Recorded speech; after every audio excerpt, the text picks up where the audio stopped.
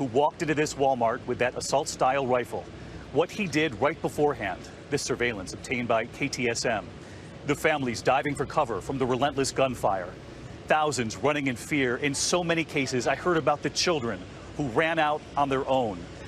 Tonight, President Trump addressing the nation, what he said about racism, about white supremacy, placing much of the blame on mental health, video games, and the internet. But we begin tonight with what happened here, what we did not know until today. Go, go, go, come on! Tonight, a startling revelation.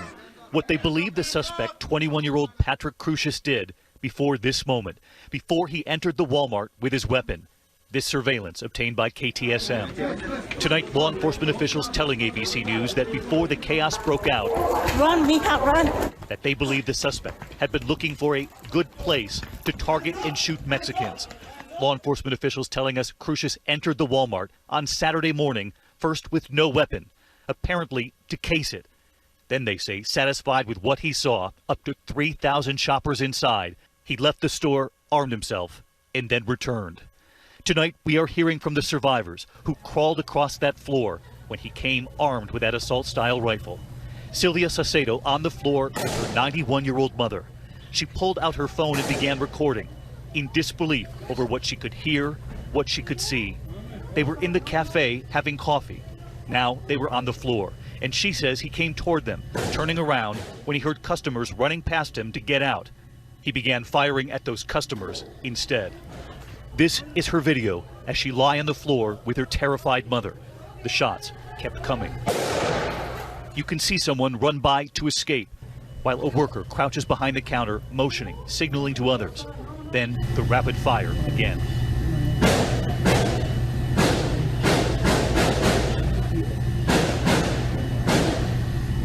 And then silence. The lady at the cash register set everybody down, firing gun, and so I got under the table and I pulled my mom because she was lying on the seat and I was trying to pull her down. So then we were just hiding there. So then I just saw the guy walking in, but from the knees down. Sylvia telling me she believes they are alive only because the gunman heard other people run past him. What were you saying to your mother? We were praying. She was praying and she was crying and I was holding her hands and I was like, I can't believe she's so calm. She's 91 years old, so I need to stay calm too. And what you rarely see is what happens when there is finally a break in the gunfire. Sylvia makes the decision that she and her 91-year-old mother should get out. They're gone? She grabs her mother. They get up, not sure if it's over. Huh? We have to leave, Sylvia says. Where do we go? And from inside her car, Oh my God. she realizes the horror. An officer carrying a child. They see a man who's been shot. These women running out with children, one in their arms. And tonight, here in El Paso, the death toll is still rising. At the Del Sol Hospital this evening, the lead trauma surgeon telling me that what he has seen here reminded him of his time overseas. But this reminded you of what you saw in Iraq and Afghanistan? Very much so, yes. Inside this room, Octavio Lizarte, who was in that Walmart, he was shot, but he survived. His nephew, just 15, was shot and killed right in front of him. You can't unsee them now. Close my eyes, I still see them. He and his nephew were at the bank inside the Walmart. He tells me they knocked on the door to try to get behind the clerk counter, but the door would not open. They turned, and there was the gunman. What did he look like? What did he sound like? Well, I took a quick glance at him and he had glasses. That's all I remember. He had glasses. Those tactical glasses. And he didn't say a word? No, he didn't talk at all. You could see in his face his intentions. We look at the photo of his nephew, Javier Rodriguez.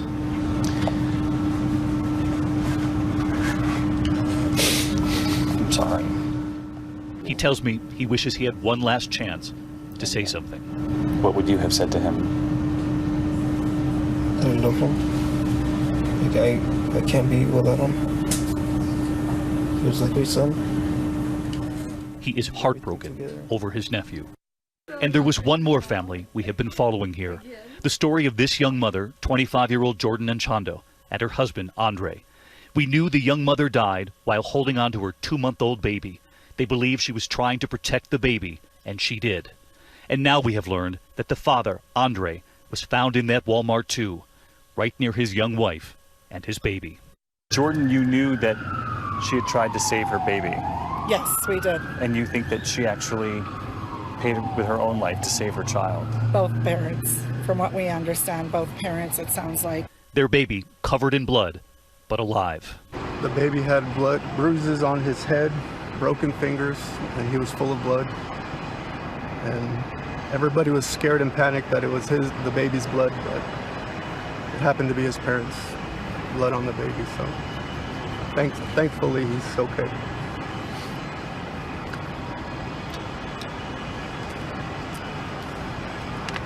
Tonight, 3 young children without their parents. The baby Paul, 18-month-old Victoria, and Skylin, who turned 5 the day she lost her parents on Saturday. The family is now determined to raise them, to keep the children together. To pull them apart would be the ultimate tragedy.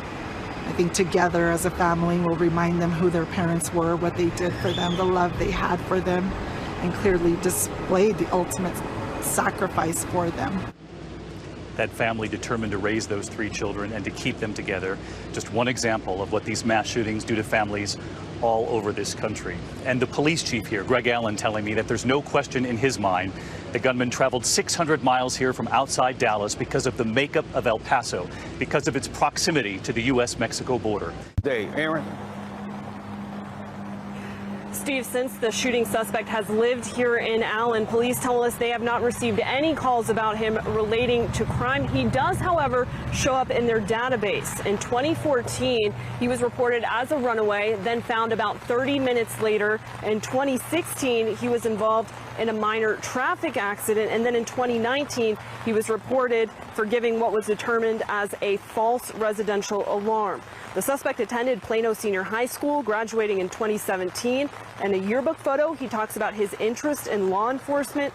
Most recently, he attended Collin College. On LinkedIn, he lists a job bagging groceries and the comment, "I'm not motivated to do anything more than what is necessary to get by."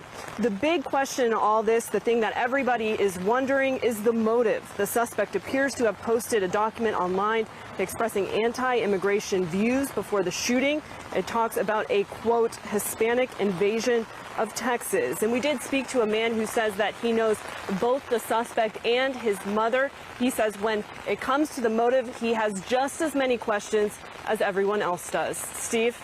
Okay, Aaron, thank you so very much. Stay dry out there. Amazingly, rain in that part of Collin County right now. We continue to focus, by the way, on Collin County. Yona Gavino, she is live in Allen at a home that, according to state records, is linked to this suspect. The more on that, we go live now to Yona. Yona? Steve, for the last 24 hours, this home right behind me, you can see, has been surrounded by media and law enforcement. And you can imagine folks who live and work nearby are stunned. And that's because they had no idea the connection would hit so close to home, that the suspected shooter, Patrick Crusius' address would be in their own community.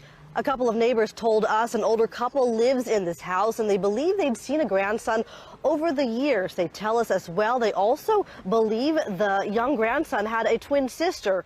However, no one recognized the suspected shooter's picture when we showed it to them. We talked to people like Valeria Garcia, who works at a nearby outlet mall. She's taking every precaution in light of the recent violence. It's kind of scary, but a lot of stuff happens. You just have to be aware of your surroundings and your exits now. Like everywhere you go, you just have to look like where you can exit just in case something like that might happen again. And we should mention that we did try talking to the family that lives here yesterday. They asked the media to leave, and today still no response from the family. Yeah, I'm a friend of Larry and Cynthia Brown, and a Christian friend. We go to the same church, and just a neighborhood friend. So they have the statement they would like. They asked me to let you know how they feel. And this is from Larry and Cynthia Brown. We are devastated by the events of El Paso and pray for the victims of this tragedy. Patrick Crusius is our grandson. He lived with us in our house in Allen, Texas, while he attended junior college, Collin County College. He moved out of our house 6 weeks ago and has spent a few nights here while we were out of town. His driver's license and mailing address were at our house in Allen. That connection has made us a focus of media, of course. We are talking only to law enforcement agencies and will not be making further statements to the media. We request the media to honor our privacy. And that's his statement. And, can you talk to us about their demeanor, at least how are they holding up, your friends? Well, of course, they're very distraught with the whole thing. And they're doing fine. They have some family here, and they're doing okay. What about his parents, the Patrick parents? I don't know anything about that. Did you meet Patrick at all? No, I did not know their children or grandchildren. We just know them from various church activities. Can you talk to us about what kind of couple they are as far as neighborhood friends? They're, my age. They're just good neighbors, and we've known them for many years, living in the Star Creek neighborhood. What's the reaction to all the media attention surrounding? I think you've all been very courteous. You were down near our house and everything, so I appreciate that. Thank you for helping. Okay, that's all I have. We learned about a call that the mother of the accused El Paso shooter says that she made to Allen police before that shooting had occurred. Police, though, say that they cannot find any evidence that that call ever happened. An attorney for the family of Patrick Crusius said his mother made the call concerned about her son owning a gun. Jason Allen has been talking with police, and he joins us live from Allen tonight with the story. Jason? Well, Gilma, we know that when police look at their databases to try to find records of contacts they've had with people, they do not find record of this call coming in. And we also know that they were planning to investigate that further, and that's why we have been here. We're expecting to get a chance to talk to them about that investigation, where they're able to look and what they're able to find out. But in something the size of this investigation, that has to go through a lot of levels and a lot of different agencies before they're able to pass the information on to us. So we're still waiting for that opportunity with police. This call, as you mentioned, it supposedly came into police from Crusius' mother, Lori, and this would have been a few weeks apparently before the shooting. She apparently passed on concerns that he owned an AK-47 style rifle. However, her attorney pointed out it was not any fear that she had or belief her son was going to do something that he said prompted her to make that call, also saying that she did not identify herself or her son in that call. Now, the suggestion the call was even made, of course, that raised questions about a potential missed red flag that might have been picked up before the shooting happened. But if police weren't told there was a threat, they may not have had a reason to follow up on that call or not. So again, we are expecting to get a chance to speak further with police here in Allen. We'll let you know what they have to say and some of those answers to those questions when we can. According to CNN, Crusius' mother says she called the Allen Police Department weeks before the mass shooting. She told police she was worried about her son's maturity level and lack of experience handling an AK-47 type firearm. But her lawyers say a public safety officer told her, based on her description of the situation, her son was legally allowed to buy the gun. Whether that specific gun was used in the attack is still unclear right now. Claim from the family of the suspected El Paso shooter. Patrick Crusius' mother says that she called the Allen Police Department concerned about her son's emotional state at one point and the gun he owned. Thursday, June 27th, at approximately 11:15. 5 weeks and 2 days before the murderous rampage in El Paso, a woman called the non-emergency number at the Allen Police Department, concerned about her son and a gun. She said it was an AK-type firearm. Allen police say the caller, a mother, was talking about an AK-47 style weapon, which happens to be the same type of gun police say was used in the El Paso attack.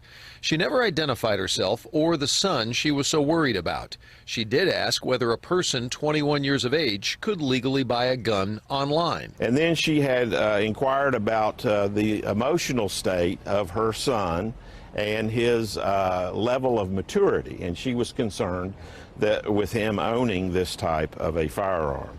But the department said that she was told there was nothing at that point that would lead them to investigate. information that the caller relayed did not warrant any additional enforcement activity because there was never a mention made of concern for anybody other than that of her son. And the call taker, the public safety officer, did on 2 occasions inquire, is this person suicidal, or have they made threats towards any other persons? And to each, it was indicated that they had not.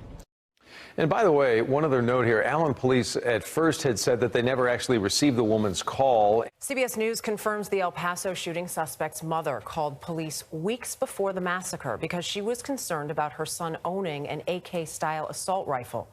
Police say Patrick Crusius used a weapon like that to kill 22 people at an El Paso Walmart on Saturday. The 21-year-old alleged white supremacist is charged with capital murder. Janet Shamlian is in El Paso. Janet, what do we know about the mother's phone call? Well, Dana, good morning. This raises new questions about whether there may have been red flags about the suspect before the mass shooting. But in a statement, the family's attorney says that the mother's call to the Allen Police Department was purely informational. The family's attorney, Chris Ayers, told us Lori Crusius had, quote, absolutely no fear of violence nor any belief of an intent to do harm. Instead, she was concerned about her 21-year-old son owning an assault-style rifle due to his age and lack of experience with that type of firearm. She did not identify herself or her son to police.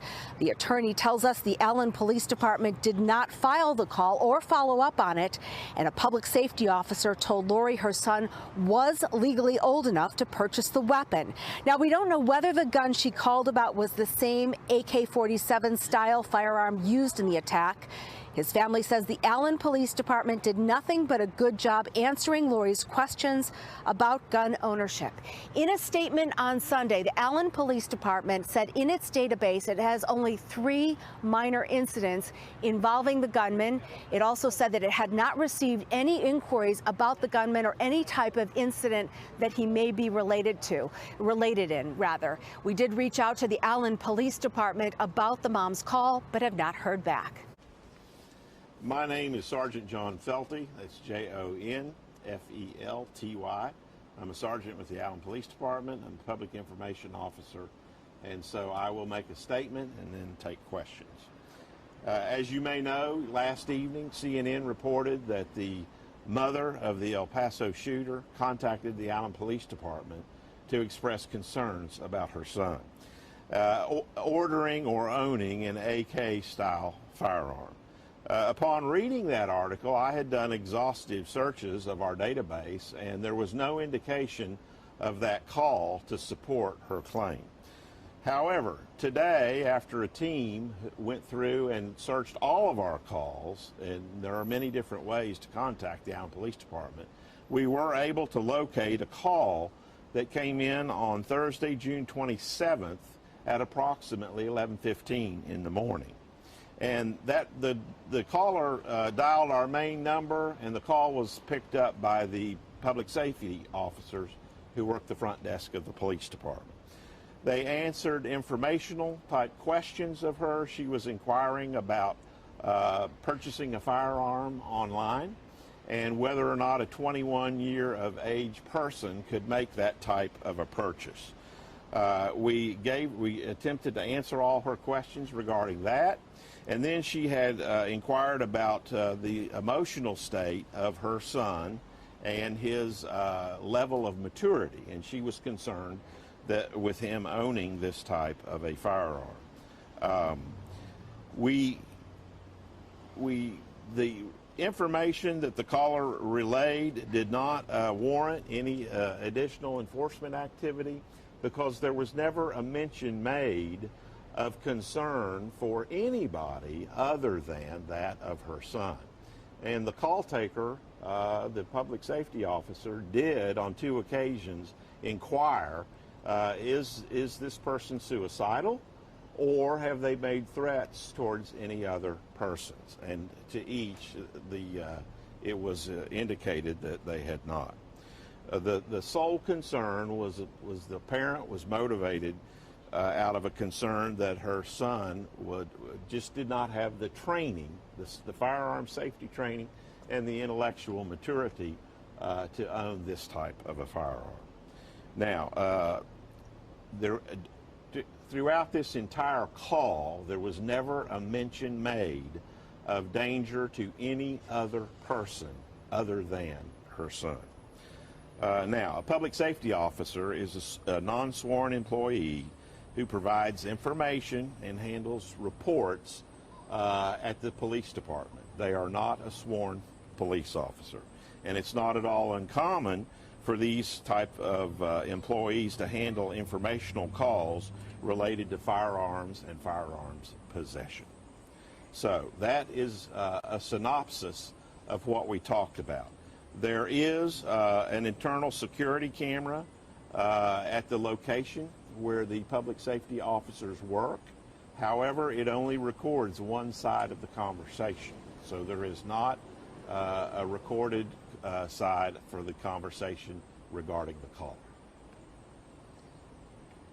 You okay for questions? Questions. So as we go back to the beginning on tracking this, on your department tracking this down, is that going through phone records? Is that one of the public safety officers who says, I remembered taking this call? It was actually a combination. The search that indicated where we found this call was a manual search. If you call dispatch, either on 911 or through one of the non-emergency numbers, we can electronically search for that type of a call. If you call in on an administrative line or another line, it's a manual search. So we had to do a manual search. And then we did not have a date and time nor the number where this call came from. So that slowed it even more because we had to look at many days worth of calls. And on any average day, the entirety of the Allen Police Department will handle upwards of 300 to 400 calls. So when you start looking at several days worth, you see what kind of a search that turns into. So how did you hone in on that one? Well, we went back and we interviewed the employees at the front desk, and one of them said, I seem to remember that call, and then we were able to narrow it down date-wise. Is that a common call? And what type of calls does the general public safety number usually get? Well, there's a whole host of calls that they get, but typically it's not at all uncommon to receive calls about firearm ownership for people who are 21 years of age, because parents realize that legally a 21-year-old can purchase a firearm, but oftentimes they're not comfortable with that, and so they'll call to inquire. What? Go ahead. Oh, I'm sorry. So it's safe to say that those calls have come in before. This wasn't like out of the... It's not out of the ordinary. And they come in on a whole host of topics. It's narcotics related and a lot of other things that you know, people at that age or stage of their life may activity that they engage in. You mentioned that the officer asked a couple of questions specific to suicides and threats, and obviously with this, there's been a lot of questions raised of, do we miss a red flag? What would have raised a red flag to have that call taker take that to the next step? Well, the call taker really did a good job and comes around twice, in fact, and says, is your son suicidal? And then says, has your son threatened any other persons? And both times it appears that there was not a problem with that, because the concern for the parent was that the 21-year-old owning that type of a weapon for their own safety, because they hadn't had firearm safety training, and maybe the emotional maturity was not what you would expect to own that type of a weapon. And to go back, I can't remember if you mentioned this specifically or not, but there was never any identification from the call taker or her son on who she was potentially concerned That is about. correct. The call taker never identified herself and never identified the son.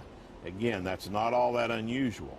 I field many of these type calls myself on a weekly basis, and oftentimes people that call in with these type of questions wish to remain anonymous. And when you get these calls, is it able to be tracked with like some sort of caller ID to where if it was alarming, you guys could then go back? It depends on how they call in. Again, if they go through dispatch, yes. But if they don't, if they call in on an admin line or if they call in a general number, not necessarily. It just depends on how they make contact. Future calls of this nature, will they be thought through differently?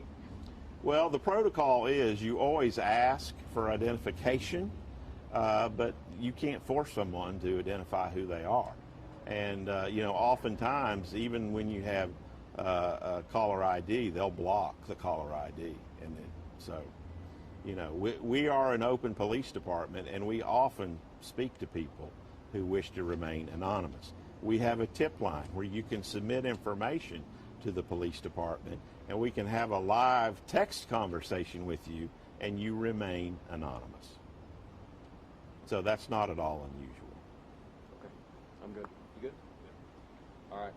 Thank you, sir. Anything we missed? Yeah, anything we missed out of that? I think you've got it. It was a non-emergency number they called in on, or She called the main number of the police department, which is not an emergency number. It's the main, what we would refer to as administrative line. Okay. And then the call was answered by the public safety officers at the front desk, which that's how it normally works. Okay. And you said there is a recording, but it's only half the call. There's a recording because in the work area, the workstation area, there is a camera where you can hear the public safety officer, but you cannot hear what the caller says. Got it. And we can request that footage? If you want to request it, you can. You can submit a FOIA request through the records department, and we'll seek a legal opinion on it. Is there any way to know the gun that she brought up on the phone call was the gun that was used in El Paso? I do not know that. I do not know whether it in fact is or it is not. Did she state what type of weapon it was? When She said it was an AK type firearm. So an AK-47 type firearm is what she is referring to. Okay. All right, good. Hey, thanks for bearing with us all afternoon. Well, thank you for your patience in waiting. Yeah. At 22, we know the suspected shooter has been cooperating with police, answering all of their questions, and even offering some kind of insight into why he allegedly chose to carry out this attack. Investigators have been telling us that they've been focusing on a manifesto that he published online saying that he took exception to Hispanic immigrants.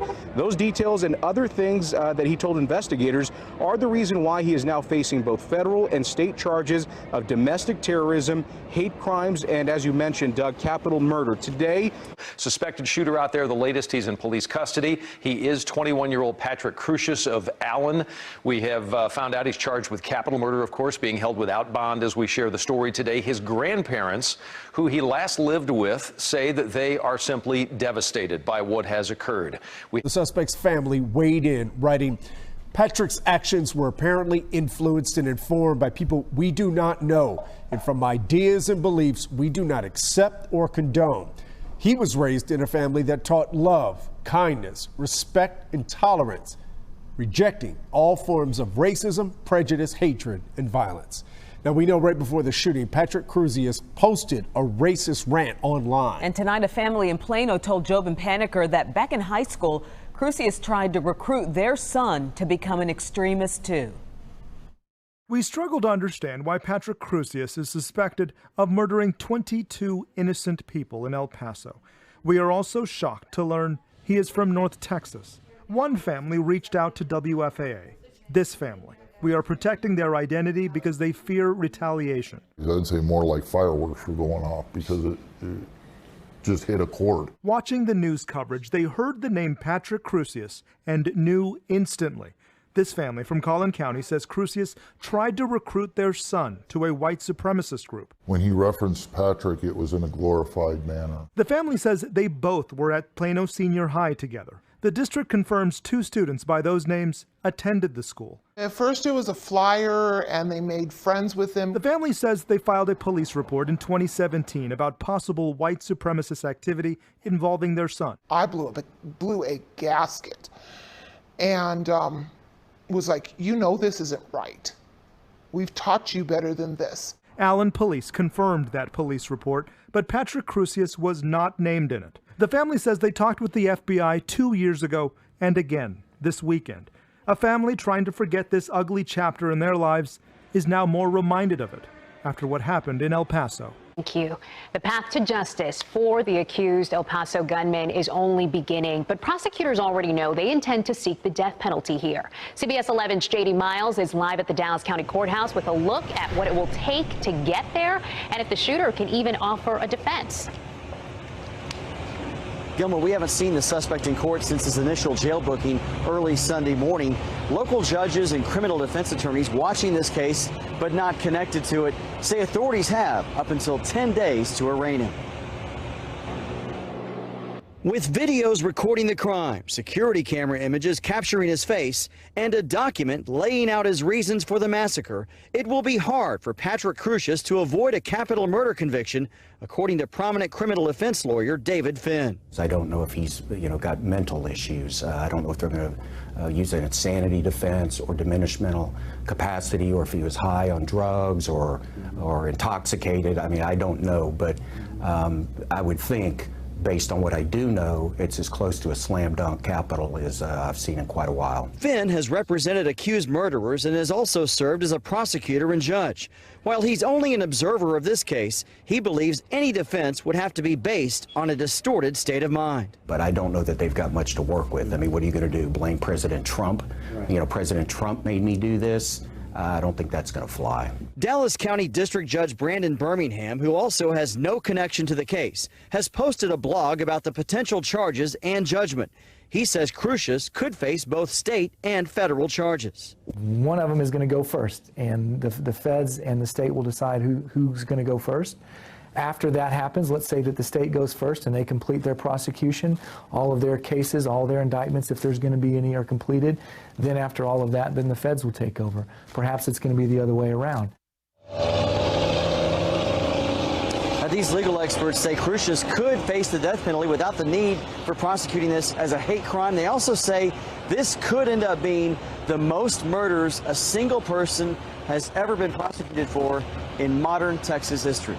Talk to you then. Thank you. It has been 5 days now since the deadly massacre in El Paso. The community is still no closer to finding the comfort that they need, but they're trying. Our Ken Molesina has been on assignment in El Paso since news broke of the shooting. Ken, what are people telling you out there today? Well, Gilma, this community is going through a whole lot. El Paso is not the kind of a place, a community that is used to tragedy like this. But then again, really, what community is, right? Today, all the focus once again on the victims of this tragedy. The memorial outside of the scene here in El Paso, the scene of the attack, it has been growing in the past few days. Currently, it spans about the length of half of a football field. It is filled with candles. There are posters, handwritten notes, and mementos honoring the 22 people that were killed. We know several of the 26 that were wounded. They have been released from the hospital, but 14 of them, they are still in the hospital. I was told earlier today that several remain in critical condition. The stages of grief, those are clearly observed throughout the entire city, where the tagline has become El Paso Strong. Here at the memorial, people keep coming by to pay their respects. We're all just going to need to have support from everybody and just move forward, and with the hope that, people will get to be closer together. I asked several people out here what the meaning of El Paso Strong means to them, and almost every single person told me that it means standing by one another, comforting one another, and just being there when your neighbor needs you. They say that defines El Paso, that defines El Paso Strong. Some people did say it also means standing up and fighting back. They are very upset still, Gilma, that the person who allegedly did all of this to this community is an outsider who came here, who targeted this community for all of this carnage. That's right, Doug. There was a girls' soccer team holding a fundraiser right at the entrance of the Walmart. Jimmy Villatoro is a coach for an affiliated team who says he raced out here to the scene after getting a call from one of the moms here saying they were trying to escape an active shooter. It was crazy. There was bodies, people running out of the store. There was deceased bodies on the floor. It was horrendous. It's just something you wouldn't want to see.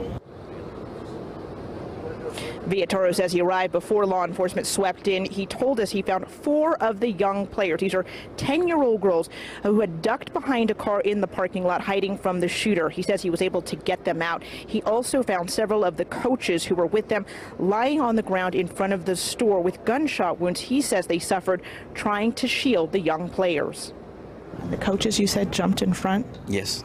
3 other coaches, they jumped in front, and then they took most of they're the ones that are in critical condition right now because of what they did, the heroism they showed by sacrificing their lives just so the kids can get out. Villatoro says all of the kids survived and that despite some serious injuries, all of the coaches have survived as well. He says after helping his team, he used flatbed grocery carts, he says he could still see in the parking lot this morning to help get other wounded victims out. And he praised paramedics who he said likewise rushed in to help wounded victims without knowing where the shooter was. Late today, the mayor of El Paso called it the evil, hateful act of a white supremacist. The death toll from the Sunday morning shooting in Dayton, Ohio, stands at 9, with 3 of the wounded still in the hospital. 2 mass shootings within 13 hours, and now the FBI is warning there could be copycat attacks. The El Paso suspect is being held tonight in the county jail on 1 count of capital murder charges. More charges are expected soon. And in a national television address today, President Trump condemned racism, bigotry, and white supremacy. The mayor here in El Paso says the president plans to visit on Wednesday. They have had their differences in the past over Mr. Trump's criticism of crime in the city. Well, today we talked to survivors and relatives of the victims and heard stories of heroism. He just turned 63. We had just celebrated his birthday. Stephanie Melendez's father, David Johnson, was always by her side. And on Saturday, he was by the side of his wife and Stephanie's 9-year-old daughter, shielding them from a gunman. My mom and my daughter wouldn't be here if it wasn't for him and what he did. And I couldn't even imagine my daughter. I almost lost her. But your dad saved their lives. He did. So sorry. Johnson is one of 22 people killed at a Walmart in El Paso on Saturday, less than 3 miles from the Mexican border. El Paso is considered one of the safest cities in America. Last year, they had a total of 23 murders. In just one day, that number was nearly matched. Among the victims, new parents Jordan and Andre Anchando, who died protecting their 2-month-old baby. And as the memorial grows, today we learned more about the heroes and the people they saved. Why did you run towards the danger? Because of the kids. That was the most important for me, was the kids, getting them out of there. I didn't want them to keep suffering like they were. I mean, they were crying and they had seen too much already. A girls' soccer team was in front of the Walmart selling lemonade. Ray Garcia got a call from a father who was too far away to help. So Garcia told us he raced to the scene, pulling several kids and 2 moms to safety. I got them out of the scene, came back for one of the moms. Her name's Maribel. She was shot in her legs. She couldn't walk. We got her out with one of the grocery carts. Garcia and Maribel Latine's sons play on the same baseball team. Latine recounted the shooting from her hospital bed. I had to pretend I was dead. And he was right next to me. And he shot 8 more rounds. And all I could say is, God, please take care of my children. And please don't let him do anything to my daughter or any of the girls in our team. Latine is recovering in the same hospital near the other woman Ray rescued. Her name is Jessica Garcia. I think you saved my daughter's life, and you're my hero. We found Jessica's parents, Norma and Don Coca, at the hospital, who today told us what their daughter said happened inside that Walmart during those moments of terror. Also inside, their 5-year-old and 11-year-old grandchildren. The guy set off the fire alarm so everybody could run out and he can see them to shoot them. And all he kept saying is, he was taunting them. I'm going to get you. He's telling everybody, come out. I'm going to get you. So. The hardest to deal with, Jessica's husband, Guillermo, has undergone 5 surgeries and is now in a medically induced coma. It's just hard when you see kids and grandkids and the kids saying, we saw my mommy and my daddy get shot, and the lady just died right in front of me, Grandma, and it's hard. And just to see her, she just keeps reliving the thing over and over. Can't sleep, she shakes, wakes up crying, and my daughter, it's just hard. And they say their daughter, Jessica, is expected to make a full physical recovery, but mentally this has been so painful for their family. You know, this attack here was the worst on Latinos in modern American history. In the words of the sheriff here, the shooter came here to kill Hispanics. We also see heartfelt moments along the way, and this is one that we wanted to share with you today. This is a guy who has built these crosses for victims of tragedies in El Paso and so many other places. He has basically made it his business to do this. His name is Greg Zanis, and with some help, he lined up crosses for every victim who was killed during Saturday's shooting. The first time Edie Halber came to this spot, she was desperately looking for her mother. She didn't deserve to die the way she did. Today, she was back here again, looking for comfort at the memorial where one of the 22 crosses sits in honor of 83-year-old Angie Inglesby. Despite their despair, this family says they wanted everyone to know about their mother. She was a very hard worker, a strong person. She raised 7 kids on her own and had multiple jobs. She was a church person that never missed church on any Sundays. Aside from her own children, Mrs. Inglesby leaves behind 26 grandchildren and 13 great-grandkids. Her granddaughter says the life lessons she taught them are ones that are helping them grieve the loss of their family's matriarch. To be better to each other, to be kind to the people around you, and to take care of each other. That legacy motivated this family to come out here again days after the tragedy. They're showing love and support for one another while still trying to cope with their own pain. I'm here not just for my mom, I'm here for all the crosses and all the people that were in that Walmart. Because at the end of the day, they say being El Paso strong means being there for one another. And having the support from the community and everybody, it helps. Texans us this morning, and Jimmy, let me begin with you. You weren't even at the scene, but you're part of this group of parents. Your kids play t-ball together. You got that call. You ran toward the danger. Tell us what happened next. Well, I arrived at the scene. The cops were just getting there. I parked my truck, run to the middle of the parking lot looking for the kids because the father told me, find my family, find my kids. And I find a group of kids. They were hiding behind a vehicle. They were low, and they saw me and they shouted out, "Coach, Coach!" And I pulled them out. It was 4 of them. Pulled them out, got them out of the scene, and then they kept asking for their parents. Please get my parents out there. My mom's been shot. My dad's been shot. And came back for the mom. Found the mom. We got her out of there too. And thankfully that God protected us to be able to get them out of the scene. And Ray, you found Coach Memo, who had been shot. Yes, that is correct. When I arrived at the Walmart, I didn't know what was going on at the moment. I approached the Walmart building, getting closer to where the fundraiser was at. Cops were telling me to back off. I told them I was looking for my kids, and they let me go. So I approached the building again, and another cop told me to back up. I told him I'm looking for my kids. When I got closer to the front of the building, I saw Coach Memo there laying there with some other people around him as well. So I approached Coach Memo. I was talking to him. I was trying to keep him alert. There was an off-duty paramedic there, putting pressure on him. Then I took over, and she was helping the others around him. So we were there. And Jimmy, the kids ran away so quickly, wanting to get away from those shots, but you found 2 of those moms who were shot on the ground and had to get them help. Yes, I found one of the moms, and she just kept asking, where are the kids? Get the kids. I told them the kids are safe. They're already out of here. They're in a safe location. I got her out. Ambulance told me she's shot in the legs. We're trying to get the people that are more injured into the ambulance, and they told me get her somewhere, get her to a hospital. A parent was there.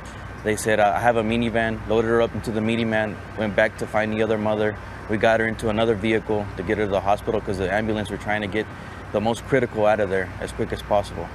Well, you all are wearing the shirts this morning, El Paso Strong, and you certainly demonstrated that yesterday. Thank you for that. You saved lives yesterday, and we hope all of your friends are doing better this morning. Thank you both. To help save complete strangers. Now, Adria Gonzalez is one of those heroes who was at that Walmart shopping for groceries when she saw the shooter enter. Now, she's a teacher who works at a local military base. She's also married to an Army captain, and she says that those experiences helped prepare her for this moment. We walk into the Walmart, me and my mother, as usual, normal day. And that's when we heard 3 gunshots. So I told my mom to wait here and see what was going on in front. That's when I saw the shooter with a black shirt, khaki pants, and with a gun. He was going towards a child, maybe, if I could remember, maybe like 7, 8 years old. That's when I started to shout out to everybody to follow me and to go to this exit door, which is in back of Walmart. And that's where I was pushing everybody out. Like, we need to get out, we need to get out. People were, you know, going crazy, looking at their phones, not knowing where to go. And I was just being patient and very calm and just getting everyone out as soon as possible. And did you think that you were going to die inside that Walmart? Yes, because I was very close to the shooter, and yes, I thought I was going to die. I even called my wife. And I told her, if I don't make it, I just want you to know that I love you. And I tell my family and my nieces and my nephews that I love them. And I told her I need to hang up. Yeah. And that was it. Do you have any idea how many lives you saved? Yes. I don't know how many, but There's a lot. A lot. And some of those people have actually found you online. And yes. What have they been saying to you? That I'm an angel, that I'm blessed, that if it wasn't that I wasn't there, I don't know what could have happened. Let's end with just one message that you would like to send the world from right here in El Paso.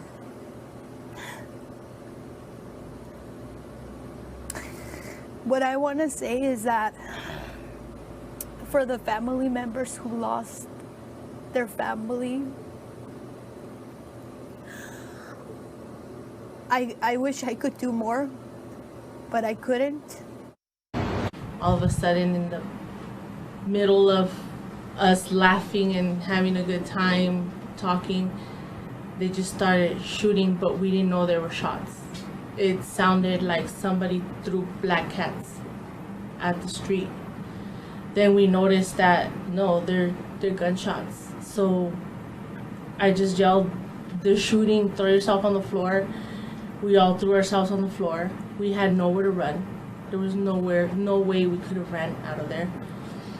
I hid behind the SUV that was there, behind the tire, and I looked to the front. This guy was 2 cars away from us, just shooting at us. And I saw him reload his gun and walk towards us again. And he just cold-bloodedly came straight at us and shot us. He shot 8 rounds. I had to pretend I was dead. And he was right next to me. And he shot 8 more rounds.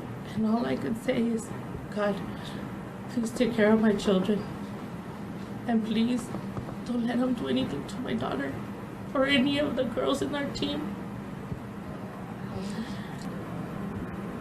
And it's not fair that somebody from God knows where just showed up and did something so ugly to us with so much hatred. I felt him right next to him. He was right next to me. I He wasn't breathing hard. He was the calmest person ever. He didn't say anything. Just plain hatred and just anger.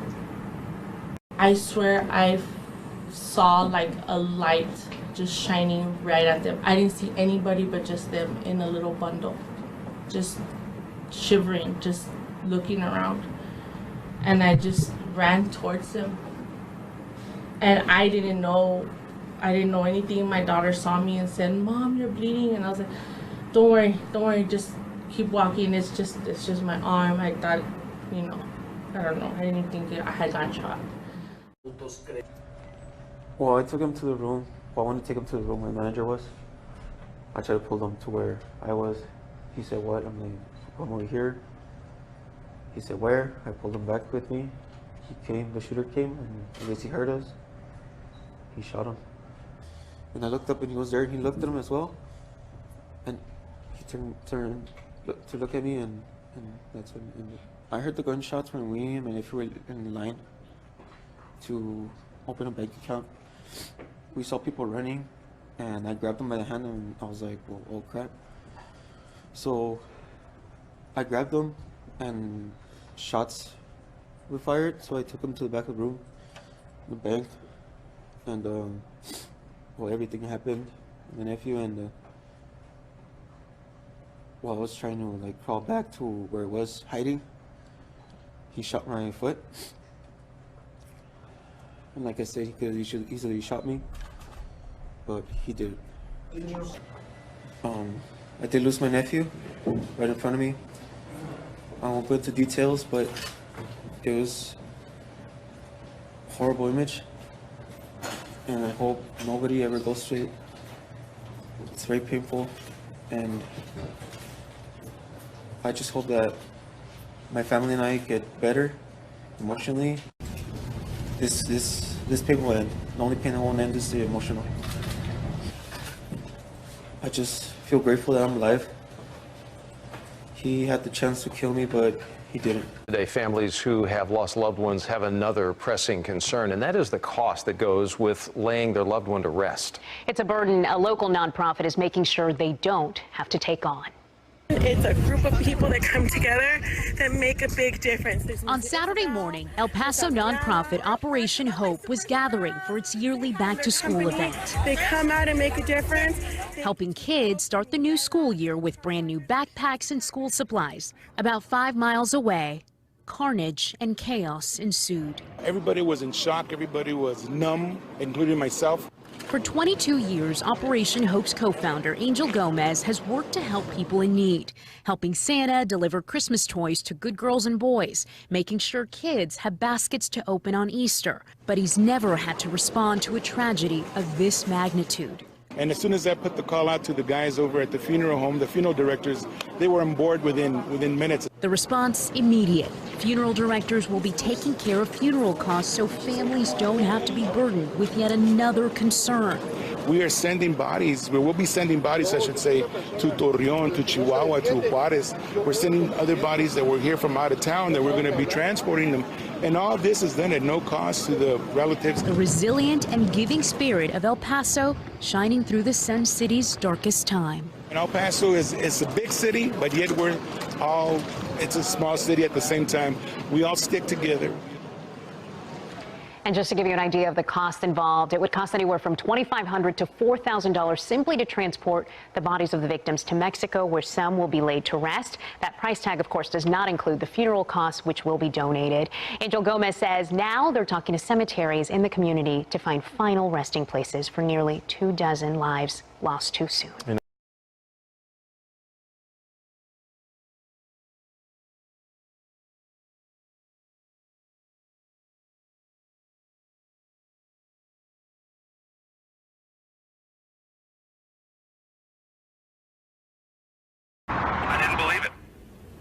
I didn't believe it. I said, "Are you sure? Because this sounds like, this is not even funny to me." Immediately after the shooting, Eric Keys learned his therapist is the father of the El Paso shooting suspect. Brian Crusius treated the musician for PTSD after a fan came to his house and shot him at point-blank range in 2012. we just talked about me getting shot and the circumstances around that and how it affected me, and worked through that. He's wonderful. I consider him a friend, and I'm so heartbroken over this, and I can't imagine what his family's going through. The day after the El Paso mass shooting, Keyes texted his therapist, receiving a glimpse into the thoughts of the suspect's father. He was like, love and light, Derek. Keep my family in your thoughts during this tragedy. And, I cried when I read that. Keyes says his new single, out today, couldn't come at a better time. His first single that he's releasing tonight, called Tuesday, because he was shot on a Tuesday, contains a message against gun violence. 22 funerals are happening, and I'm lucky enough that I survived mine, so I feel like I have an obligation to speak about this. And Keyes told us tonight that he spent 2 years working on that single. He shot the music video in Las Vegas to honor and remember the victims of the 2017 shooting.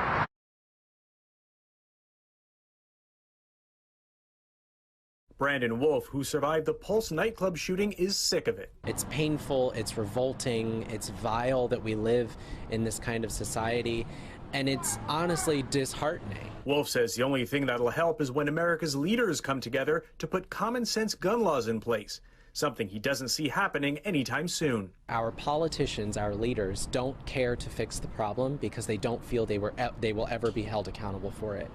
There will be no legislative change until we change the people in office. That's the hard and harsh reality that we have to face.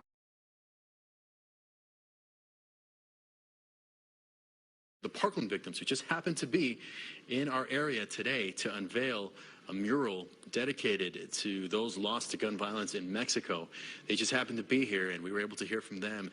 They have a very different take on all of this than the governor. They think that now is exactly the time to speak about gun control. They think it should have been something that was addressed long ago, certainly before Parkland, dating back to Columbine, this first kind of mass shooting of this type that has since become the norm in this country, unfortunately. And there's the sound with the Parkland parents. I've heard that so many times. We moved to the safest city in the country once, in Portland. That's how they used to call it. That's a favorite tagline, by the way, for most cities. Safest city in the country. And that's not true. So you saw what happened today. It could happen again tomorrow in another safest city in the country. So this is America. This is how we live here. We pretend to have things that we don't have. We like to think that this is a perfect country, but it's not.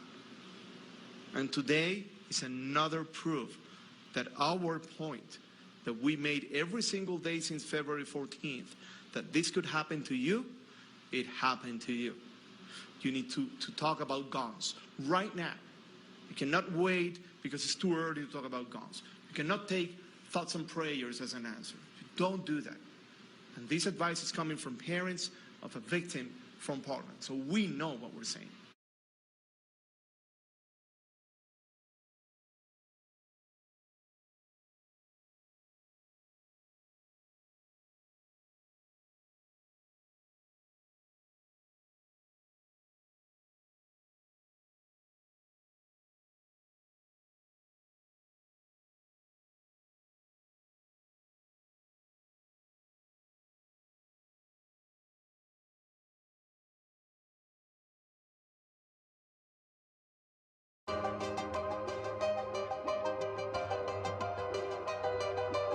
I didn't get any sleep last night.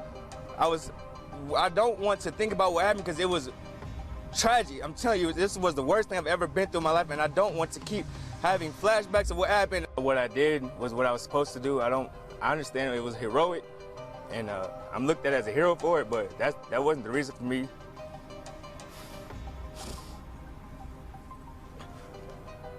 I'm just focused on the kids that I could not get and the families that were lost because it hurts me like I lost, like they were part of me. Starting September 1st, Texas will have some new gun laws on the books. One will allow school employees and visitors to store firearms in locked vehicles. Another allows foster parents to possess and store guns in a safe and secure manner for personal protection. Now, a third law allows handgun holders to legally carry firearms in places of worship unless given effective oral or written notice. Katie. Twisting, turning further from my home. Young, like a new moon rising fierce through the rain and lightning, wandering out into this great unknown. And I don't want no one to cry, but tell them if I don't serve.